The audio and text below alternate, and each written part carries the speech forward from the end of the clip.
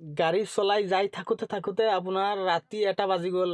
আমি যোৰাবাটত লেফ্ট ছাইডত দেখা পালোঁ শৰ্মা আহাৰ। আমাৰ মটু পাতলু বায়ে ক'লে ভোক লাগিছে ব'লা আমি দুইটাই কিবা এটা খাই লওঁ। ৰাতি আহি 1টা বজাত শুই উঠি ৰাতিপুৱা ফাৰ্ষ্ট মই ক'লোঁ কাৰ্বি আংলঙত কিবা এটা ঝামেলা চলি আছে, নিউজে চাই লওঁ। আমিতো ড্ৰাইভাৰ মানুহ চাবৰ কাৰণে সময় নাপাওঁ।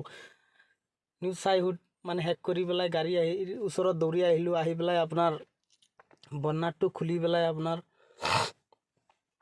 মোবিলটো চালোঁ। প্ৰথমতে মোবিল চব ঠিক ঠাকেই আছে। আপোনাৰ মোবিল চাই হেক কৰি পেলাই আপোনাৰ গাড়ীখন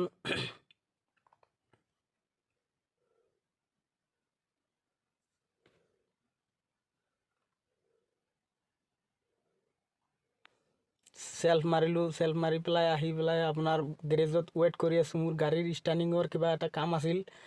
গাড়ীৰ ষ্টাৰ্ণিঙত অইল ঢালিছোঁ যে হাৱা ওলোৱা নাছিলোঁ। তাৰ মাজত আপোনাৰ মেকানিক অহা নাই, ৱেইট কৰি আছোঁ। ক'লোঁ যে বগৰী গছ দেখা পালোঁ, 2টামান পকিছে, 2টা পাৰি খাই লওঁ। গাড়ী কাম শেষ কৰি পেলাই গাড়ী ৱাছ কৰাই লৈছোঁ, টায়াৰ টয়াৰ খুলি পেলাই। কালি আকৌ যাম, কালি মই যাম।